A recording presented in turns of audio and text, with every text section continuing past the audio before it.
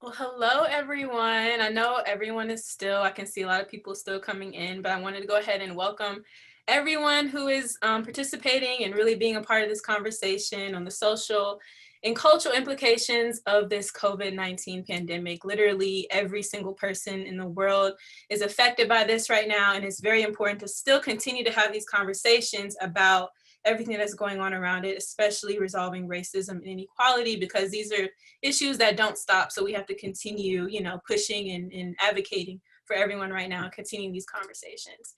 So I will introduce everyone in a minute. I just wanted to start off and introduce myself because a lot of you probably don't know who I am just yet, but my name is Chandler, also known as Chan on campus, and I am a rising junior this year, and I major in international relations and artificial intelligence. And a little bit about what I do on campus is I'm COSMO chair, and COSMO, the Coalition of Student Multicultural Organizations, is basically the umbrella organization for pretty much all of the groups on campus that represent disadvantaged students. That goes from with CASI, which is our Black Student Association, and ASA, our African Student Association, to OSTEM and ASCEND, which really represent our queer and LGBTQ students on campus, among many, many others, religion, sexuality.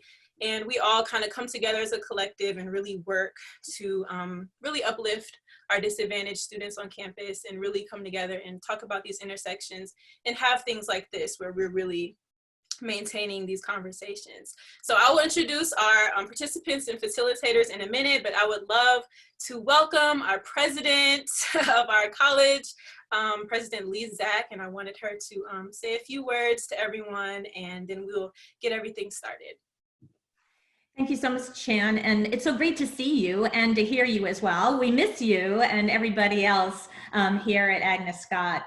And I want to welcome everyone who is here today participating in this conversation. And I want to wish you well. I know that this is a very difficult time for so many of us, but the one thing here at Agnes Scott, it is the community that is making the difference. And us all being together, sometimes virtually, sometimes on the phone, but providing that support to one another.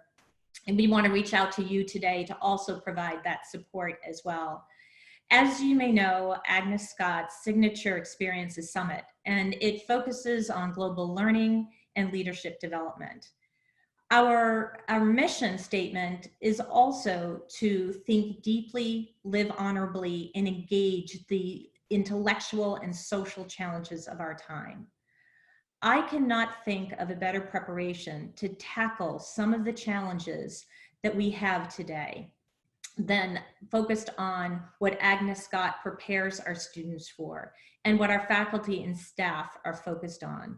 So that is a genesis for today's conversation, as well as hopefully this will turn into a series of conversations. But with the advent of COVID-19, we really realized that there are social challenges, some of which are created by COVID-19, but some of which are illuminated by COVID-19. And that's part of the discussion we want to have with all of you today, and that our panelists are going to address. I am absolutely delighted to see the panelists who are here with us today.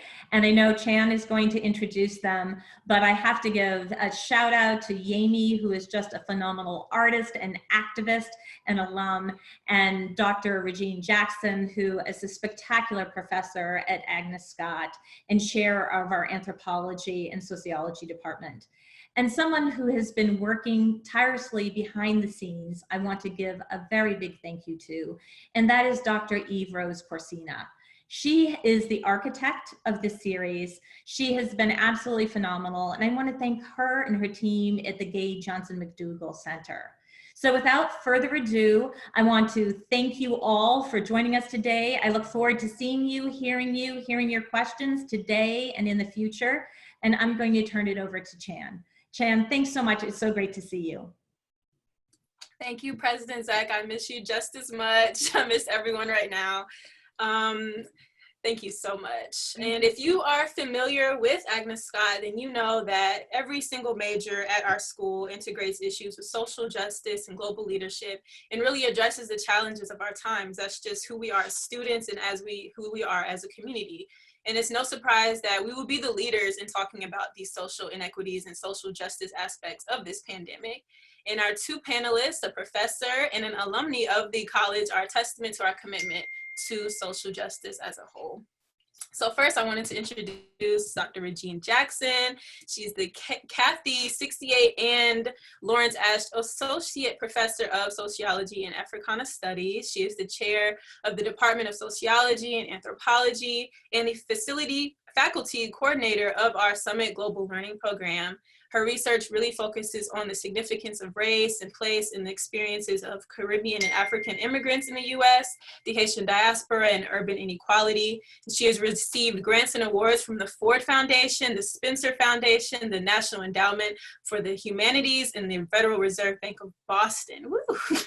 Before joining the faculty at Agnes Scott, she taught at Emory University and the University of Richmond. She is the editor of Geographies of the Haitian Diaspora and the author of Boston Haitians Navigating Race, Place, and Belonging in a Majority-Minority City.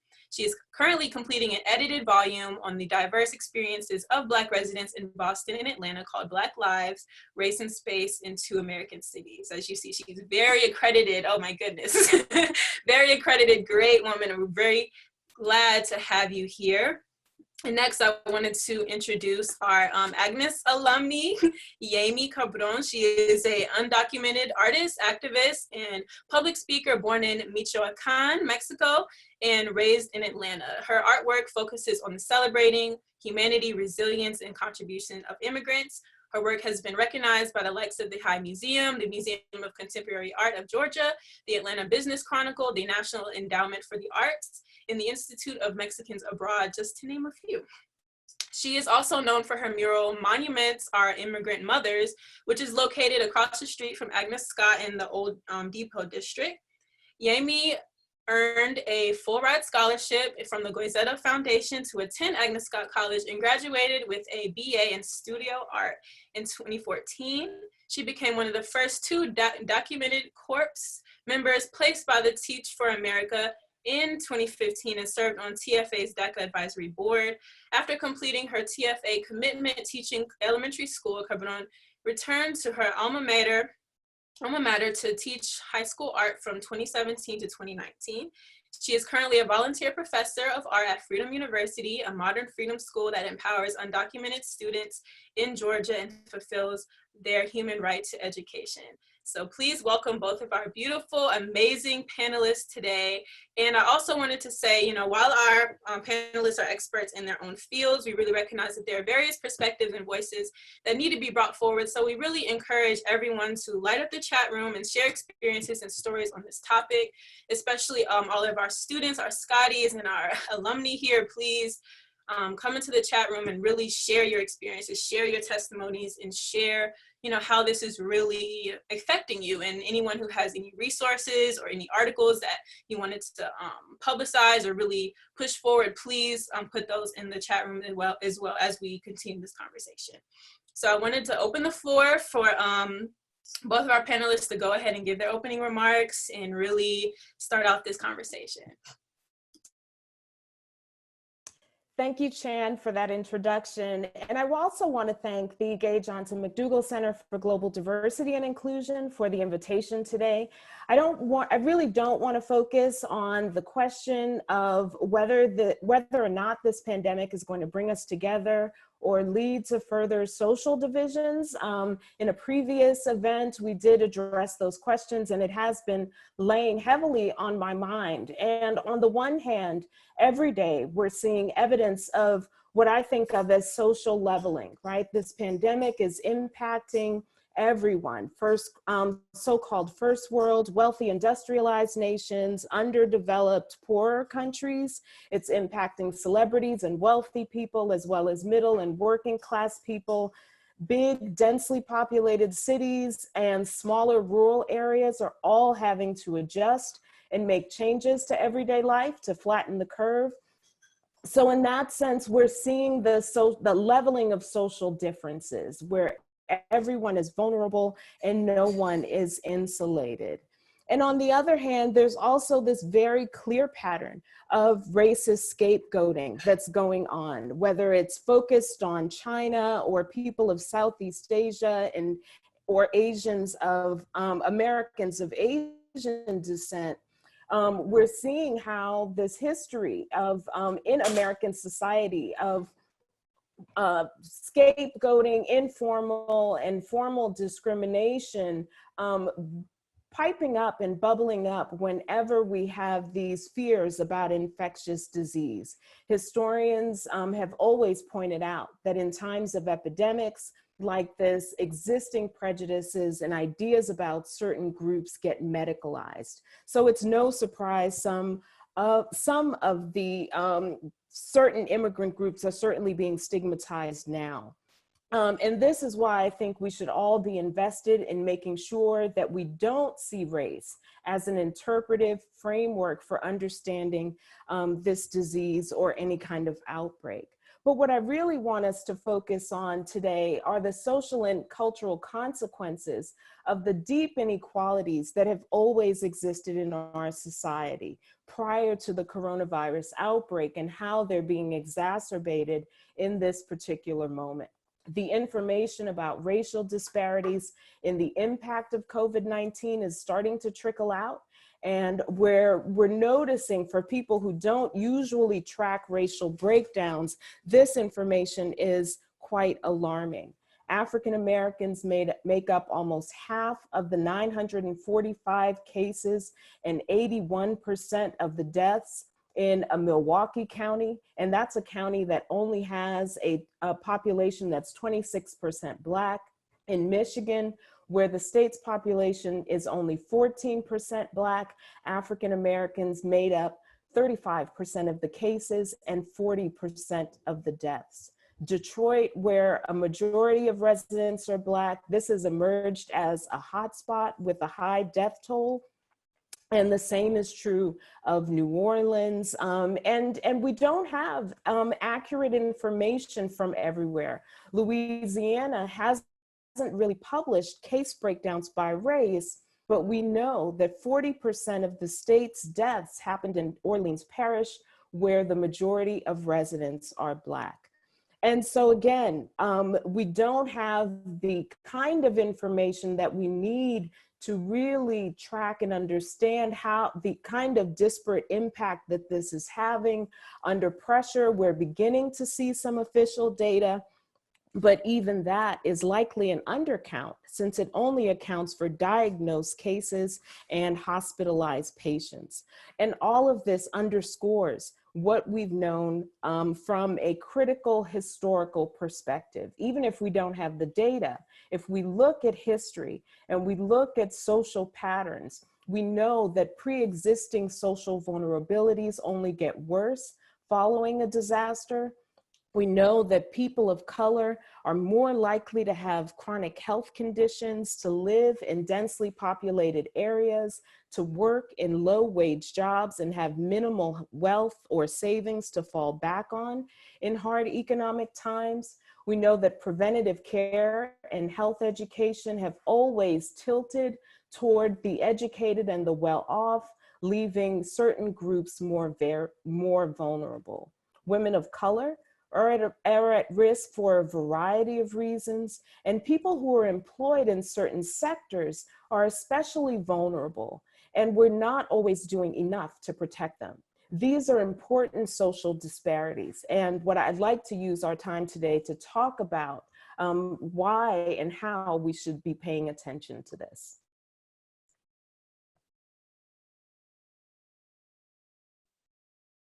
Thank you, Regine. Thank you, Chan. I want to echo, before I get started, I want to echo the gratitude for Agnes Scott in holding this space for us to come together in conversation. I'm going to approach this as, as an artist and as an undocumented activist, and talk a little bit about my work, because I feel like the trust that I've been required to build with my community because of the kind of work that I've been doing through my art is what is giving me insight into some of the things that we're seeing as challenges for immigrants and undocumented people during this pandemic. So through my murals, I focus on activating public spaces as a platform to reclaim the immigrant narrative. And I do so by focusing on and really going out of my way to make sure that I am pushing back on the good immigrant, bad immigrant dichotomy that so harms our communities, that I am expanding the definition of dreamer to our parents who are the original dreamers, and that I'm really thinking about ways to represent the diversity of the immigrant community beyond this stereotype that migration is exclusively Mexican or exclusively Latinx. And so I really, as an artist, have had a hard time figuring out what it is that I can do during these moments to impact my community. But a lot of the things that we are starting to see are really alarming. As Regine mentioned, we are seeing the intensified discrimination of the Asian community. And, from the White House down to our very own communities, there's definitely issues that we in the immigrant and undocumented community have been grappling with throughout our lives that are sort of being intensified right now. The lack of access to healthcare or paid sick leave, that's really not an option for many people. Undocumented people are also ineligible for unemployment and for the cash payments that are included in Congress's relief package that came out in March. I will say that there are a few exceptions. My brother actually just received his cash from the government through this package because he has been paying taxes under a valid Social Security number.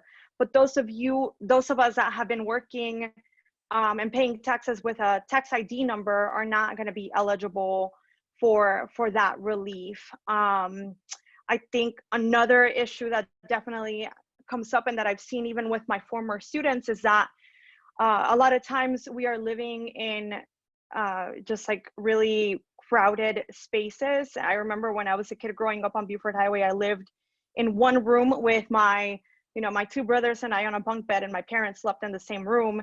And then my little sister was born, so there was we were just on top of each other all the time. And then we rented the two other rooms to two other families. And so there's these situations where if someone does get sick or is experiencing symptoms, it's very challenging to even find a way to quarantine to keep everybody else safe. Another thing that I want to add is that we are either being laid off, right?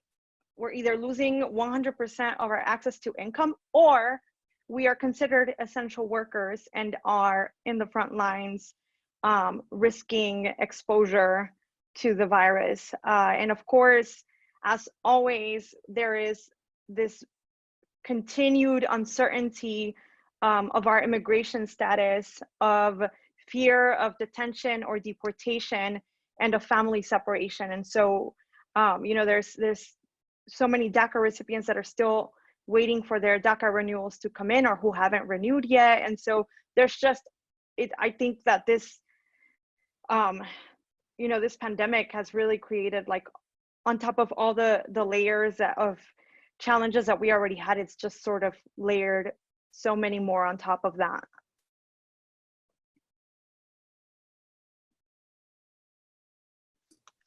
Well, thank you, both of you, for those really good openings and really starting to get into this. So Regine, you just talked about the COVID-19 pandemic and how it's really amplifying the suffering of those that are most vulnerable right now. And why do you think it took the media so long? It took months to really start talking about this. Yeah. On the one hand, I really do think that there's a reluctance to talking about race this way. When it's on the level of interpersonal discrimination, we're at the stage in our society where I think we can recognize it and call attention to it, right? When we're talking about prejudice or interpersonal interactions and things that we can clearly see might be patterns in our speech that are denigrating other groups unintentionally or intentionally. But then we still don't always acknowledge how structural inequality works in our society, right? When it comes to the fundamental hierarchical nature of our society and the consequences that it holds, we have a really hard time as Americans admitting that and seeing how its consequences limit the options that individuals and certain groups have, right? We want to really believe this narrative that we're all middle class and, you know, we're all Americans and we're all the same.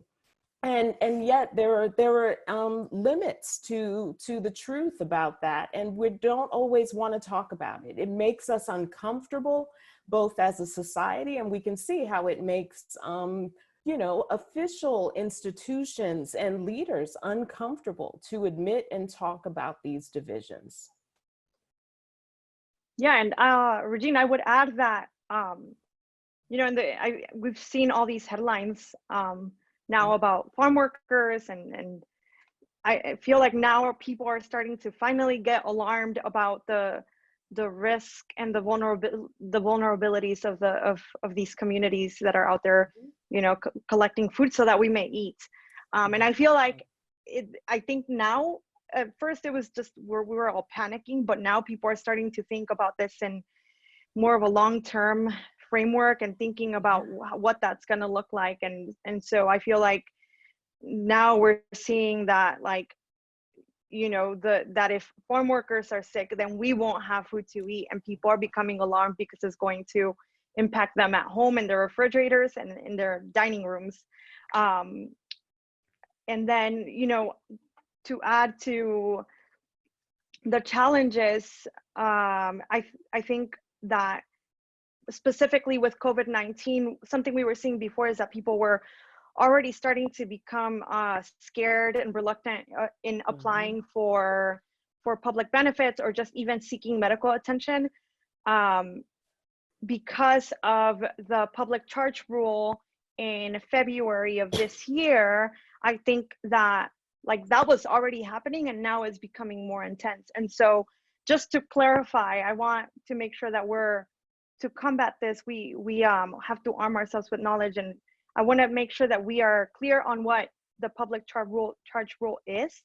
And basically there's been this huge drastic change from it, determining if someone was primarily financially dependent on the government. And now it's really looking to see if the person who they're looking at is benefiting in any sort of way from public benefits. So this could impact people's ability to extend their immigration status or adjust their immigration status. And so people are having to make this decision of, like, you know, eliminating possibly that option of adjusting their status if some sort of immigration reform becomes available in the future, and, like, taking care of their families and providing them with their most basic needs. I do want to also add that USCIS recently put out a statement that any treatment, preventative care, or testing from COVID-19 will not apply to this public charge rule. But even despite all of this, I know there's still going to be people within the immigrant and undocumented community who are going to choose, and I mean, I don't know how much of a choice there is, but are going to choose not to go to the doctor because of this fear of, like, getting arrested by ICE and put in deportation proceedings or detention and being separated from family. And then just one last tidbit, I read an article where a farm worker had been hurt previously and burned through her savings because she was out of work for a month. And so she told her kids not to take her to the hospital if she gets sick, because one, she doesn't want to die alone. And second of all, these are, you know, communities that don't likely have savings, and so they would be leaving their families with a large amount of debt. And so the financial strains are definitely also really alarming. And that's what I'm trying to point out, right? When we think about the limited options, the limited choices that people have because of these inequalities, right? How it limits people's very mobility, right? Their ability to follow some of the directives about, sheltering in place and limiting contact with others. All of these things become virtually impossible for certain segments of the population. And we're not always thinking about that when we talk about, this sort of one size fits all kinds of rules and things like that. So. Well, thank you both for those perspectives. Those are, really, really good for everyone to be thinking about right now. I wanted to bring up that last week, the New York Times had an article basically, with this title, college made them feel equal and the virus exposed how unequal their lives really are. And I feel like this article really, and I'm gonna put it in the chat as well for those to be able to click it and read it for themselves. But this article really touched on how in college, we're all looking at the same things, we're all sleeping in the same types of beds, eating at the same place. But, this really exposed how everyone's lives are completely different than they seem on campus, because we have people that first of all couldn't even go home. We have people that really are stuck on campus still, and they have really nowhere to go. And I'm privileged enough to have a home and technology and internet, but there's a lot of students right now that are struggling, who are going to churches and libraries that are barely open at this point to be able to get some type of connection to do their schoolwork. And schoolwork is still going on, day to day. This is nothing has stopped so far. Some professors are being very lenient with this and helping people out and, being helpful to students right now. And other professors are really, pushing for this to continue. So everyone has to continue being in classes, but not everyone has the same resources that we all had on campus. We all have to really be on our own at this point.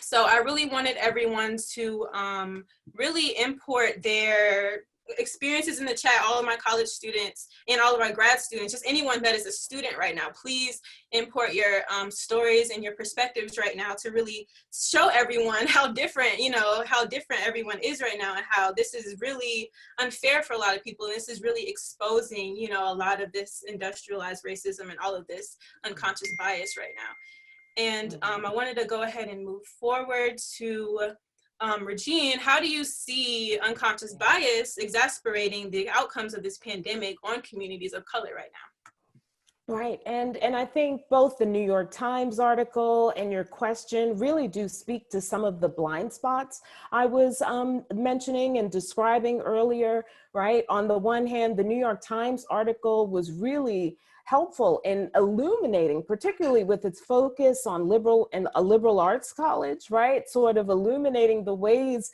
that we tend to think of all college students as the same, right? They're all sort of made to feel equal, and where we make strong efforts to treat everyone equally. But the reality is, even on our campus, even in the best case scenario, right? These differences are real. People experience these differences even when we're all together and we all have access to the dining hall, the same sorts of campus resources. And that's something that we should acknowledge, right? It's something that we should work with and work through, and not necessarily, and not ignore, because there, in moments like this, it's impossible to ignore it, right? When we see students with different kinds of internet access, right? With students joining Zoom classes on their phones, we're grateful that they have that technology to be able to engage and continue to learn. But it's very different from the students who are, at vacation homes, where they are in less densely populated places, or where they have access to offices, parents' offices, where they can work and study just like they were on campus. And so we're seeing these things bubble up and be, you know, glaring and apparent, but they've always been there. And you know, the question is, how do we deal with these differences in good times, so that in the bad times, in the difficult times, we don't have to deal with the effects so dramatically. And I think it's even, you know, it's even apparent with faculty members, right? I mean, there's a way that faculty, you know, when we all come on campus and we're dressed professionally and we command attention in our classrooms and our offices, but this has opened faculty up to a kind of intimacy with our students, which on the one hand is humanizing, right? For our students to see that we have home lives and things like that, but also some of the disparities, even among faculty members, are apparent in this situation. And so I think this is a moment where we should all be really paying attention to these unremarked kinds of differences that are parts of our everyday lives. Yehimi? Yeah, so I actually, this made me think of when I was a student at Agnes Scott, and over spring break or summer break, I was cleaning houses and my friends were on vacations. And I think just like in little things like that, as students on campus, we notice the inequities of you know, how we were raised and our backgrounds, and it really, to me, honestly, being a college student, like made that, like highlighted that for me. I'm really thinking a lot about first generation college students who are seniors and we're supposed to are graduating, right? Are still graduating this year, but won't get the chance to walk, or their graduation has been postponed. I remember how that moment felt for me and my family, and I just felt like it was my chance to show my parents that their sacrifices and their courage and uprooting and migrating weren't in vain, right? So that moment, I think, carries so much, like it's already very special, but for us, it just carries a whole new level of meaning. And I'm feeling for the seniors who you know, might not get to, or are not going to experience that when they expected.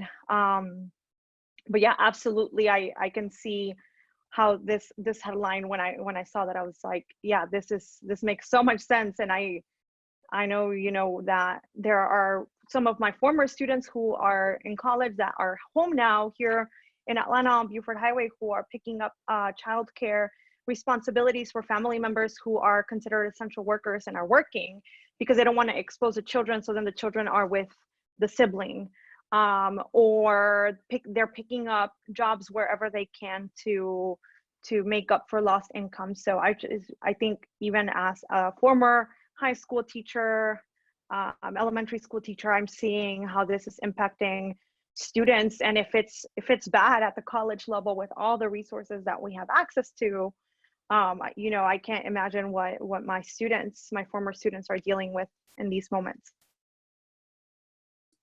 Yes, to really go off of Yehimi's comment, really, especially about our seniors right now, this is a very difficult time. You know, imagine just 12 years of school and you're expecting this, you know, big finale, and it's almost just snatched away from you so quickly.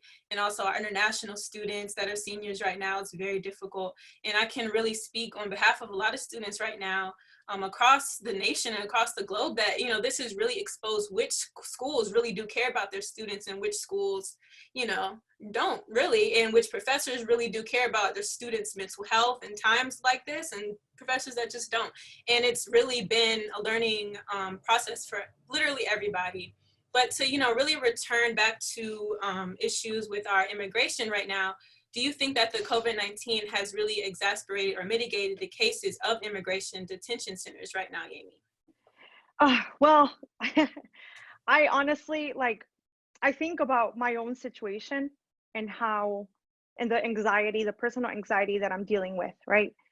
And then there's like, to me, just like knowing all this information about our farm workers and people in detention, my situation feels so minimal compared to what people in immigration detention are dealing with. Like if we are terrified of being infected and getting sick and potentially dying, I cannot imagine the despair that our immigrants in detention are feeling. And I actually have a lot to share about this topic, and it's all really very heartbreaking.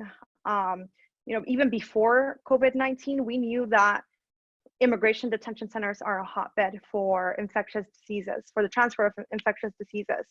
ICE currently has canceled social visits, so family members are not able to visit their loved ones. And while that makes sense, it is still causing even greater family separation. And then when lawyers are visiting, they're required to bring their own protection, their own masks and gloves. And so because of the lack of resources available with protective gear, the amount of conversations that are actually happening and are confidential has decreased. Like immigration attorneys don't have access to their clients the way they used to. They're you know, talking to them on just on like cell phones and whatever is available at the facility. Another, I mean, and I'm sharing all of this from information that I'm reading from organizations in Georgia like El Refugio, which supports families that have loved ones detained at the Store Detention Center here in Georgia, which is one of the worst detention centers in the country. The detainees that have been communicating with them are reporting that there are, you know, that their friends in detention are testing positive for COVID, and that also employees of the detention centers are testing positive.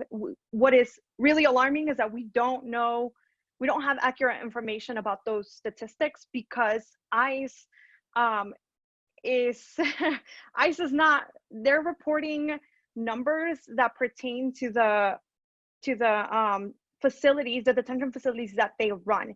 And ICE actually only owns 5 of the over 200 detention facilities in the United States. All those other ones are owned by private corporations. So we actually don't know how fast the disease is spreading. We know that the detainees don't have access to the appropriate medical care. These detention centers are often located in isolated areas where hospitals are like, hospitals that can actually treat something this serious are about an hour away. And ICE has a history of violating protocols when it comes to caring for the health of the people that they are that are in their facilities. And so we've seen deaths happen even before COVID due to this. And so really, this is just making it much, much worse. I actually posted a video on my story on Instagram yesterday, shared by Galar, which is the Georgia Latino Association for Human Rights. And it's a video that was created by women who are in a detention center here in Georgia. And the fact that they are putting themselves at risk just by making the video, so that we can hear our voices and so that we on the outside can help them advocate for their release.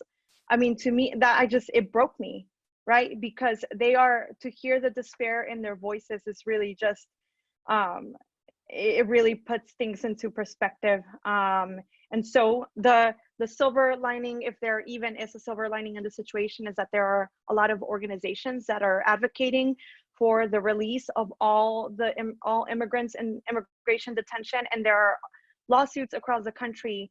And so hopefully we'll see that they're going to be released, but it really is going to take a big push. And I know that at Agnes Scott, we are social justice warriors, or we at least try our best to be. And in these times, I have felt very helpless, right? But there are definitely things that students can be doing. And so, for example, you know, this is a really good opportunity. We have the momentum to put pressure on our representatives to make sure that the people who are in immigration detention are released. And the only thing I want to add is thinking about the rest of the general population that's incarcerated, right? Groups that are seen as disposable or groups that are othered are always an afterthought in terms of the level of risk and vulnerability.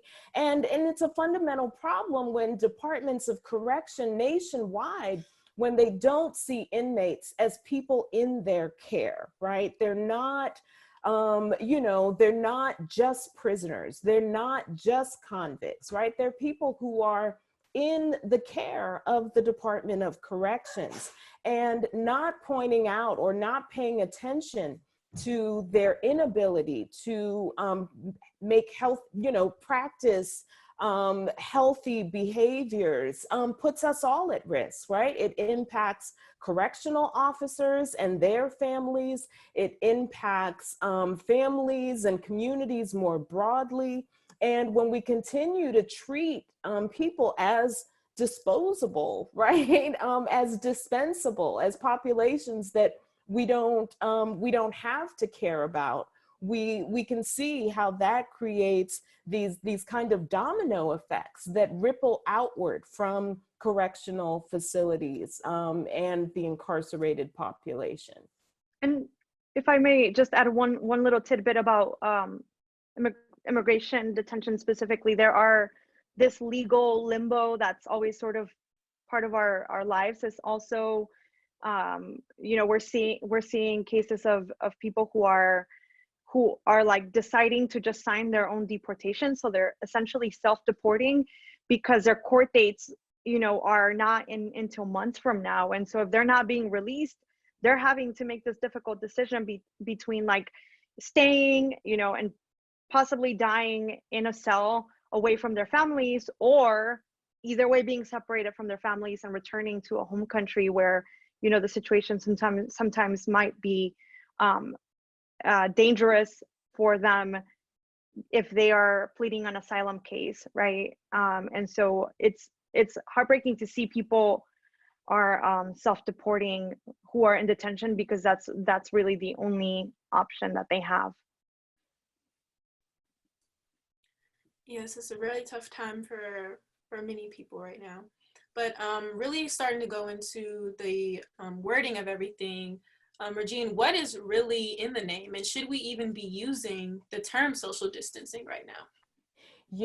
I've always thought that social distancing was a misnomer, right? I understand what we mean by it, right? But as a term, I always felt that we should be talking about physical distancing, right? We need social support.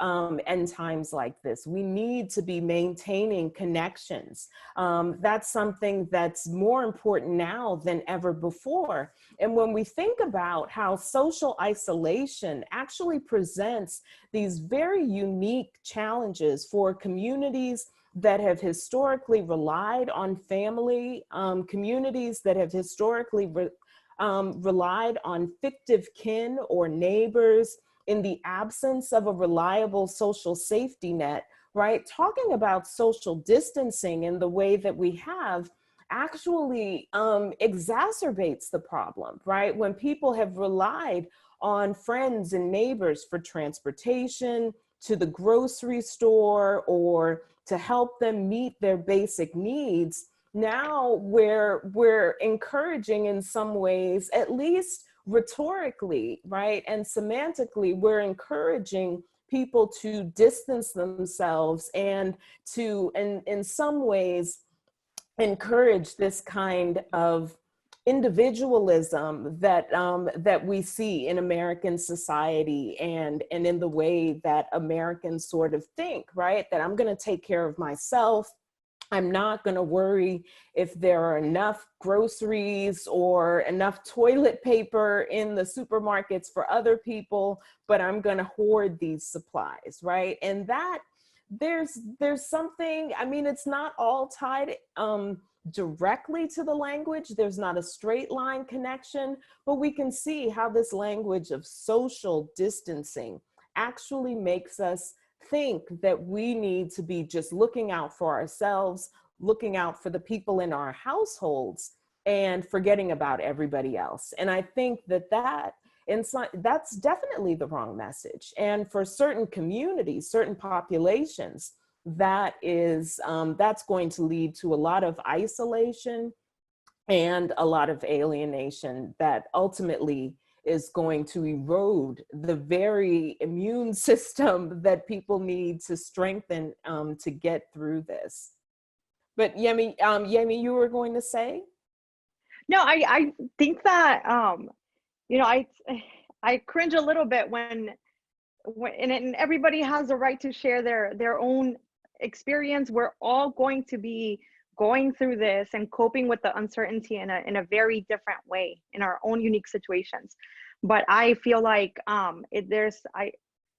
think it's a very privileged situation to be in, to be able to be physically distant from people. And I do see a like it's being romanticized, right, in some ways in the media. But I don't think there's so many people who don't even have that option. It really is such a privilege. Yes. It's been very difficult, especially for our people that are very extroverted, who love to be around people, who love to be around their friends. It's been a really, really tough time, really for everyone, no matter who you are. But I really want to. I don't want to interrupt, Chan, but even I've just, I was thinking even the way that the encouragement now to sort of mask, right, to put on masks whenever you go out, to protect, as a safety measure. Right, even the ways that is a challenge for some groups and for some individuals, right? To not only how it impacts how you're perceived, right? When you have a mask on, and how you're treated, how certain people and groups are treated when they mask, but also it really does limit the kind of non-physical, non-verbal ways that we can have to support each other, right? Just smiling at someone, right? And how that can be a sign of encouragement, or a way to make someone feel better when they're anxious. And that is something that's also limited. And so it definitely, there are all kinds of ways to see and think about the psychological effects of our language, of our practices, that we don't always think about.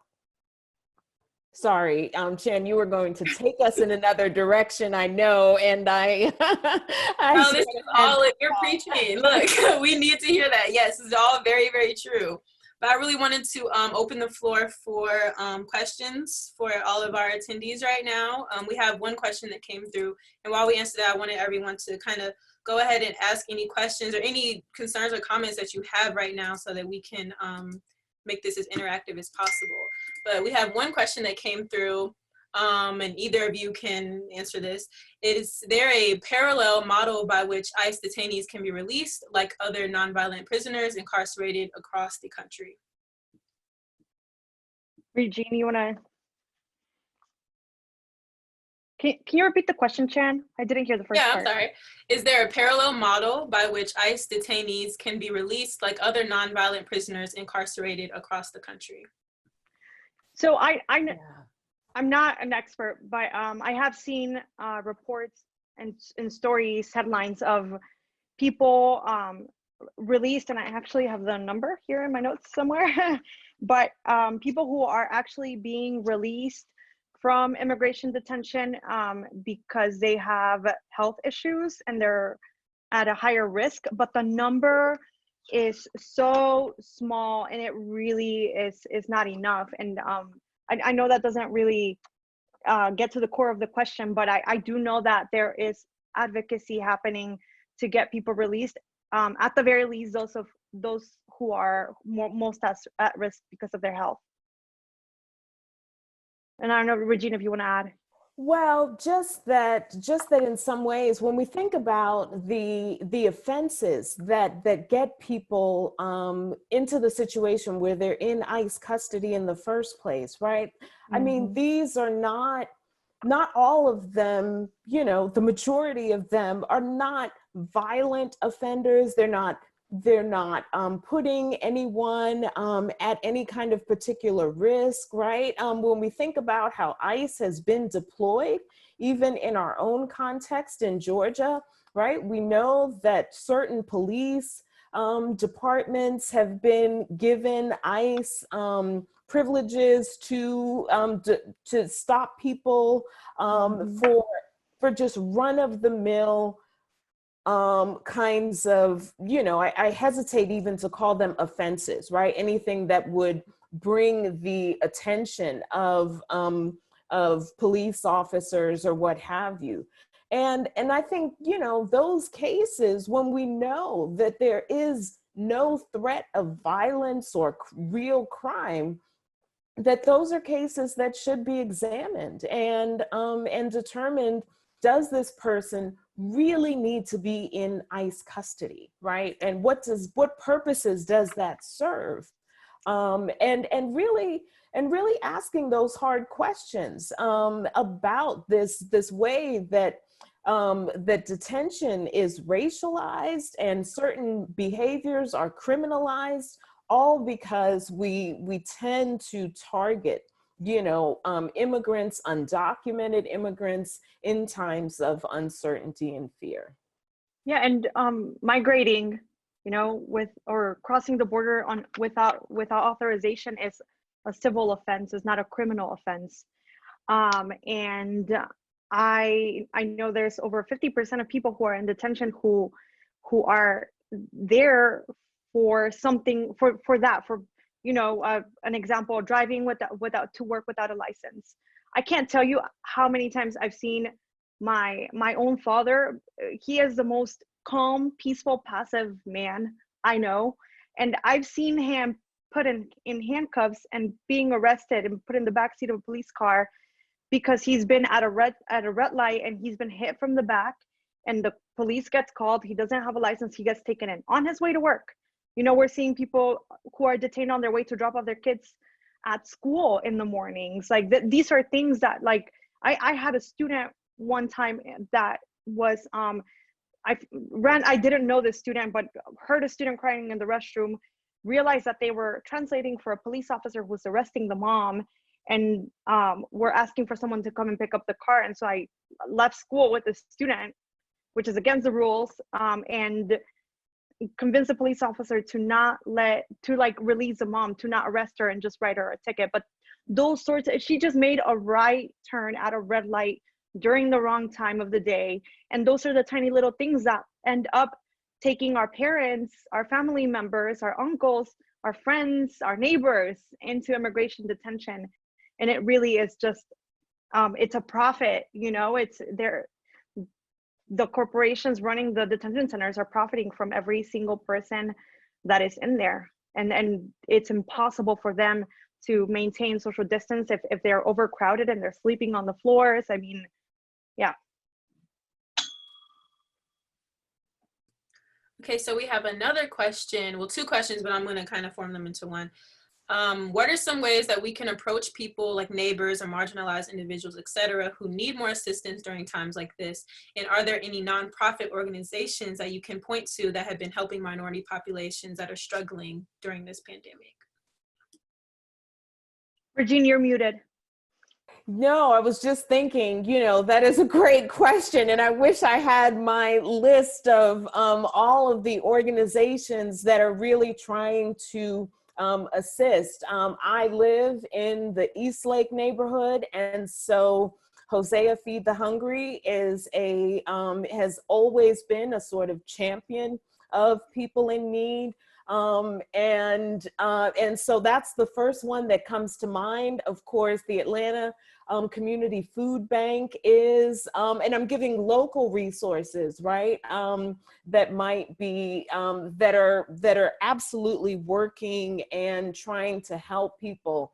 But on the everyday level, you know, checking in with neighbors, not, you know, without violating the social distancing, without violating the social distancing rules and mandates, but leaving a note in someone's mailbox, you know, is everything okay? Do you need anything? Here's a telephone number. If you ever need anything, introducing yourself to perhaps people in your neighborhood who you may not know. And also, and I know it's sort of strange to think this way, but, and I had to come to this sort of gradually, in the stress of being confined to home, we tend to do things like shop when, you know, when we have disposable income or what have you. Consider the worker who works for Amazon, who's having to fill these orders that are getting delivered to us, and really think about how some of the everyday things that we do might be making the situation worse for vulnerable workers, right? For vulnerable populations that are still having to work, people who deliver our meals and groceries or packages that we're ordering. Really, to just take a minute to think about how much of this is a need and how much of this is really you know, having an effect beyond what we imagine it might. If that is, I know it doesn't totally answer the question, maybe Jamie can offer. I know you work with some artist organizations that are really helping people to find ways to express themselves and to stay connected. Thank you, Regine. Yeah, well, I don't know if it, yeah, there it is. And then the next slide is a list. If you would actually go to the next slide, this list is sort of one that I compiled with organizations that are doing grassroots work to support vulnerable communities. If the undocumented community is going to get through this, it's not going to be with the help of the federal government.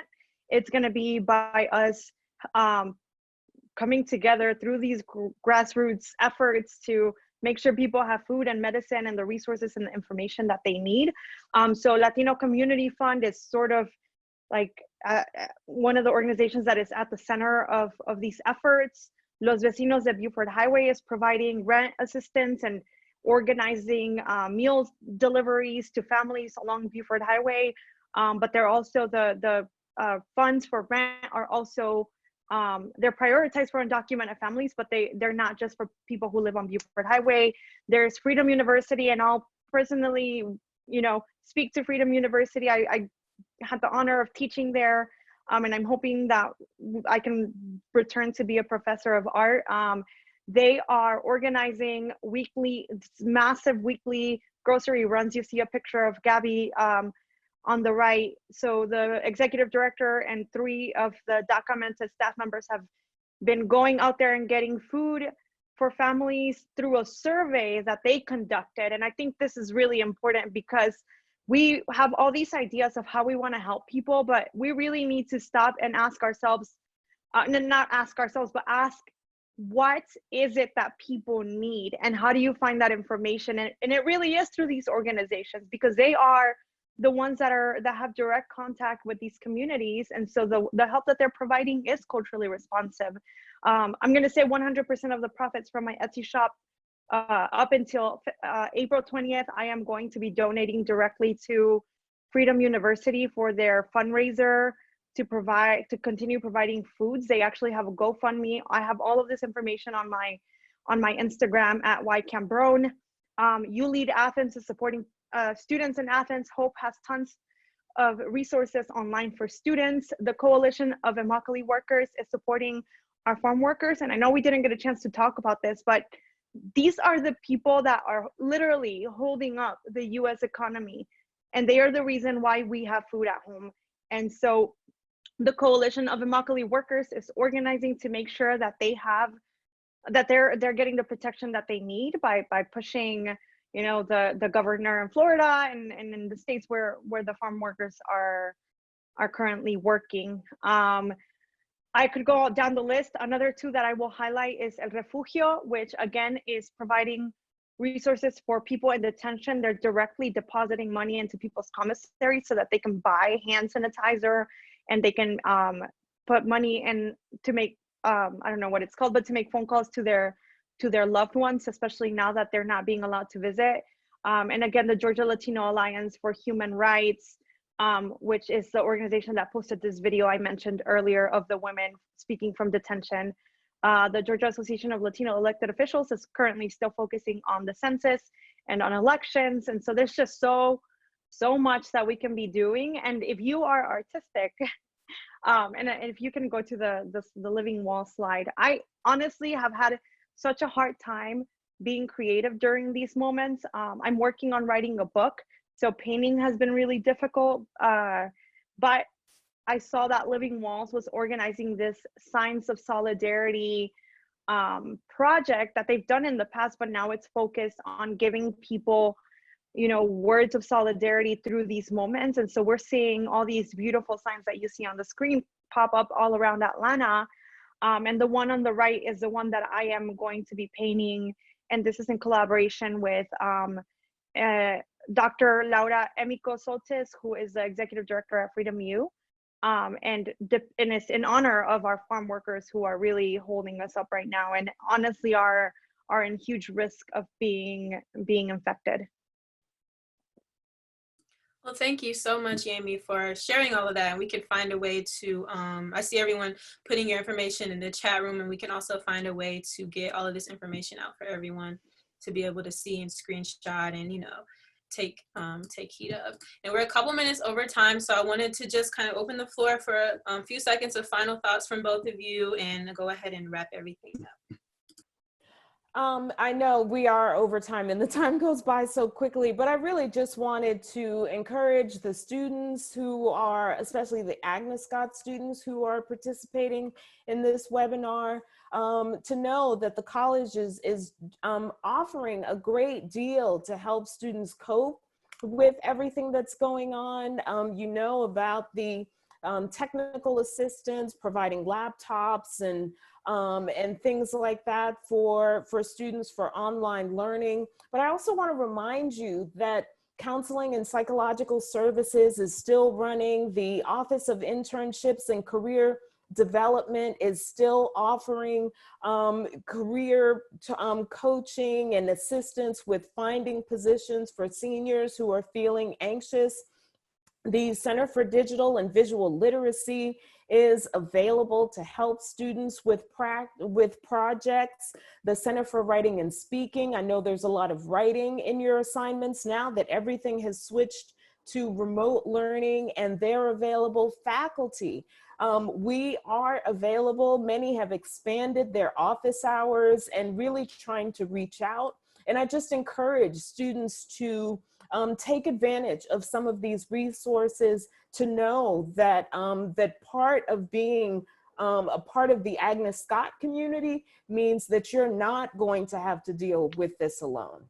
And, you know, I just wanted to use a few minutes to say that, and of course to thank everyone who signed into the webinar today. Yes, thank you for sharing time with us. I think there's a lot of information to cover, and we really need more spaces like this. But I think that the biggest thing is that we all have a role to play in helping us get through this. And I feel like the uncertainty, the helplessness is going to be just a part of this whole process, but really thinking about how just even us staying home, if we are able to, is doing our part and helping those who are out there in the front lines fighting to put food in our tables and to care for people who are sick.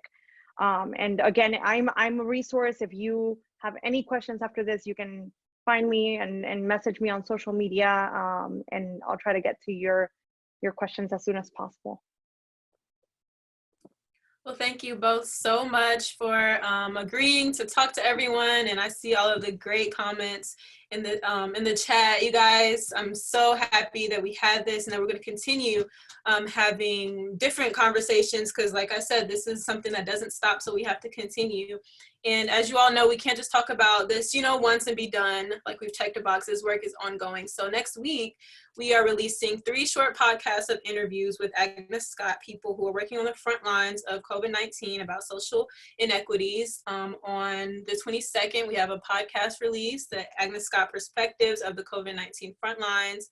On the 29th, we have Social Inequities Impact on Mental Health webinar. And on the 6th of May, we have a podcast release, Preparing to Rebound from the Pandemic, Economic and Legal Implications. So I hope you all enjoyed today and that you participate in our future conversations.